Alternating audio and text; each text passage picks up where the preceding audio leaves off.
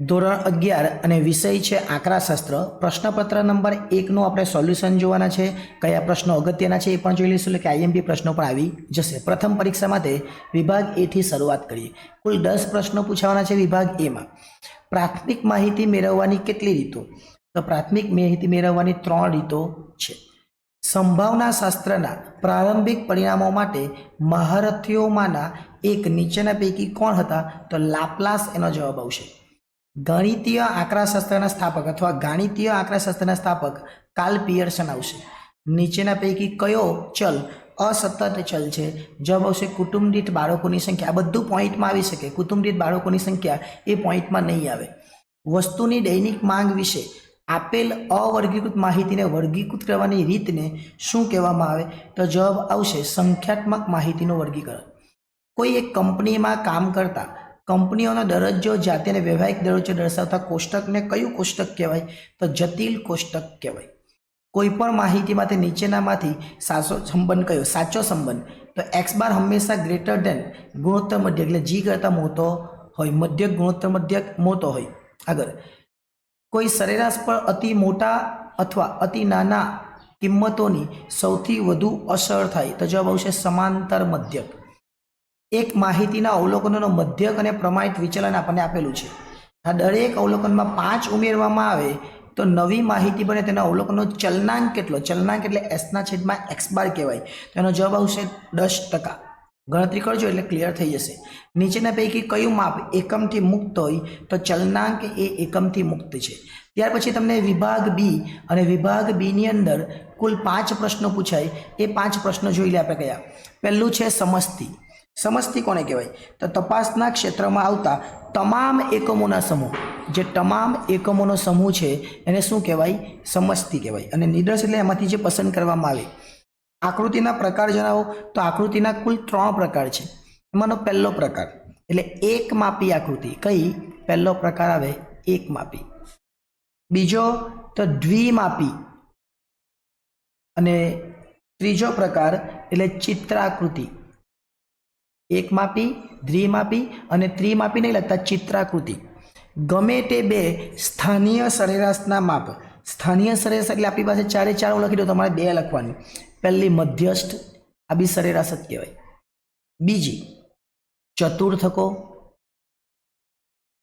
ત્રીજું દશાંશકો, તમે આમાંથી કોઈ પણ 2 લખી શકો।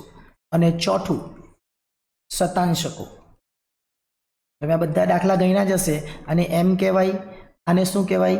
તો આને n પ્લસ, જે તમે n+4 લખે ને, ભાગ્યા 4 વડે ભાગવું પડે। અને આને કહેવાય ક્યુ, અને Q1 Q3 એમ પૂછવાનું આવે, શોધે આપણને। ડી એટલે દશાંશકોને D1, D થી લઈને 1 થી લઈને D9 સુધી પૂછાય આપણને। શતાંશકો એટલે P, એને PJ કહેવાય, અને આને DJ કહેવાય। ઓકે, એટલે એ રીતે લખવાનું। -1, 0, 4 અવલોકન પરથી સરેરાશ વિચલન શોધો। આ સરેરાશ આપણે વિચલન શોધવાનું હોય, તેનો જવાબ શું આવે? સોરી, પ્રસારના મુખ્ય માપો। પ્રસારના મુખ્ય માપમાં શું આવે? તો પ્રસારના મુખ્ય માપો એટલે 14 નંબરનો જે સવાલ છે એમાં લખવાનું પહેલું આવે વિસ્તાર, એટલે કે આર આપણે શોધીએ તે। બીજું આવે ચતુર્થક વિચલન। ચતુર્થક વિચલન, આમાં આર આવે ને આમાં QD આવે। ત્યાર પછી સરેરાશ વિચલન, સરેરાશ વિચલન, અને ત્યાર પછી પ્રમાણિત વિચલન, પ્રમાણિત વિચલન। -1, 0, 4 લોકો સરેરાશ વિચલન શોધવાનું છે, અને સરેરાશ વિચલનનો જવાબ આવશે 2। તમે ટ્રાય કરજો એટલે જવાબ તમારો આવી જશે। ત્યાર પછી વિભાગ સીની અંદર કેટલા પ્રશ્નો પૂછાય? તો કુલ 6 પૂછાય, અને 6 માંથી 4 લખવાના। આ 6 એ 6 પ્રશ્નોના જવાબો તમે કરજો એટલે તમને ક્લિયર થઈ જશે કે તમારો જવાબ કેટલો આવે। જો જવાબ જાણવા હોય તો હું જવાબ તમને કહી દઉં। જે 17 નંબર 16 તો થિયરી છે, 17 નંબરના પ્રશ્નની અંદર જવાબ આવશે મધ્ય કિંમતોમાં પહેલું આવશે 4.5, કે આ બંનેની વચ્ચે કેટલા આવે? 4.5। આ બંનેની વચ્ચે કેટલા આવે? તો જવાબ આવશે 17। આ બંનેનો સરવાળો કરવાનો, આ બંનેનો સરવાળો કરવાનો જવાબ કેટલો આવશે? 37। આ બંનેનો સરવાળો કરો, જવાબ કેટલો આવશે? 62। અને આ બંનેનો સરવાળો કરો, જવાબ કેટલો આવશે? 87 પોઈન્ટ। સરવાળો કરીને ભાગ્યા 2 વડે ભાગવાનું। બે સંખ્યાનો મધ્યક 5 છે। જો એક સંખ્યા 6 હોય તો બીજી સંખ્યા કેટલી? તો બીજી સંખ્યા 4 આવશે। કેમ? કે 1 6, 6 ને 4 10, 10 ભાગ્યા 2 એટલે 5 આવી જાય।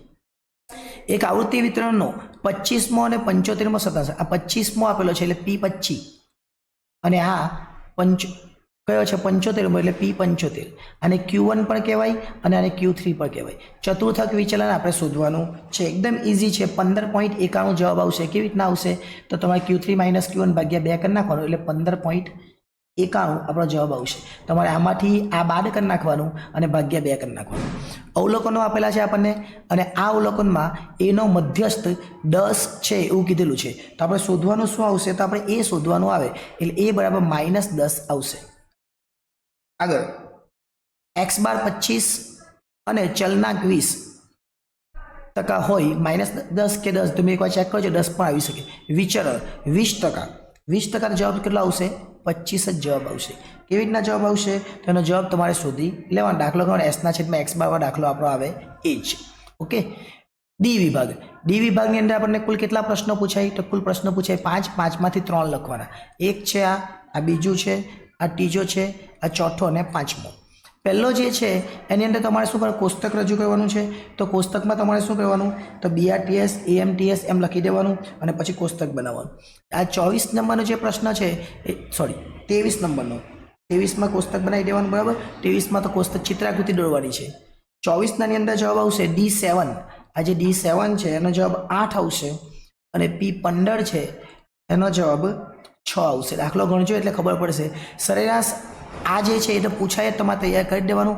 34 છોકરાને ગુણનો મધ્યક 57 છે અને 60નો ગુણનો મધ્યક, એટલે આ બે ભેગું કરીને આપણે શોધવાનું છે. આપણને જવાબ આપેલો છે, જવાબ આવશે 61.62 ગુણ આપણાનો જવાબ આવશે. ત્યાર પછી વિભાગ ઈ, વિભાગ ઈમાં ફરીથી એક કોષ્ટક છે, એ કોષ્ટક આપણે બનાવવાનું રહેશે. 28 નંબરનો પ્રશ્ન, એમાં મધ્યસ્થ શોધવાનો છે અને મધ્યસ્થનો જવાબ આવશે 362.5. ત્યાર પછી 29 નંબરમાં પ્રશ્નમાં જે પ્રમાણિત વિચલન આપણને પૂછેલું છે એ પ્રમાણિત વિચલનનો જવાબ આવશે 15.94. ત્યાર પછી વિભાગ એફ, વિભાગ એફની અંદર કુલ આપણને 3 પ્રશ્નો પૂછાય અને 3માંથી આપણે 2 લખવાના. એમાં પહેલાં કયું ટાયર વધુ સારા હશે તો એનો જે જવાબ આવે એનો મધ્યક શોધવાના બંને. એનો મધ્યક કેટલો આવે 22.33. ત્યાર પછી બીનો મધ્યક કેટલો આવે તો બીનો મધ્યક આવશે 23.50. ઓકે. તો કયા સારા કહેવાય તો બી સારું કહેવાય, કેમ કે બીનો વધારે આવ્યો. 31 નંબરનો પ્રશ્ન, એમાં સરેરાશ વિચલન આપણે શોધવાનું છે. સરેરાશ વિચલન શોધીએ એટલે એનો જવાબ આવશે 13.18. ત્યાર પછી લાસ્ટ છે કયા વિદ્યાર્થીમાં દેખાવ સુસંગત છે, તો એમાં આપણે સરેરાશ વિચલન પછી જે દાખલો છે એની અંદર આપણે x બાર શોધવાનું રહેશે, ત્યાર પછી s શોધવાનો રહેશે અને ત્યાર પછી ચલનાંક શોધવાનું રહેશે. પહેલાં એની વાત કરીએ અને પછી બી, એમ બંને છે. તો એની અંદર 62 જવાબ આવશે x બાર અને બીની અંદર 60.5 આવશે. આની અંદર s 11.49 આવશે અને આમાં 8.62 આવશે. અને ચલનાંકની વાત કરીએ તો 18.53% આવશે અને 14.25% આવશે. હવે વધુ સુસંગત શું કહેવાય તો બીનો ચલનાંક ઓછો છે, એટલે જે ઓછું હોય તે સુસંગત કહેવાય. આ ચલનાંકની વાત કરીએ એમાં બી ઓછો છે એટલે બી શું કહેવાય તો બી સુસંગત કહેવાય. એટલે આ રીતે તમારે તૈયારી કરવાની રહેશે અને અહીંયા આપણું સંપૂર્ણ પેપર પૂરું થાય. નેક્સ્ટ ટાઈમ જ્યારે મળીશું ત્યારે બીજું પેપર જોઈશું, ત્રીજું અને ચોથું પેપર પણ આપણે જોઈશું. એટલે આ બીજું પેપર હતું. બધા પ્રશ્નો તૈયાર કરજો જેથી કરીને કોઈ પણ જાતની મુશ્કેલી થાય નહીં. આભાર.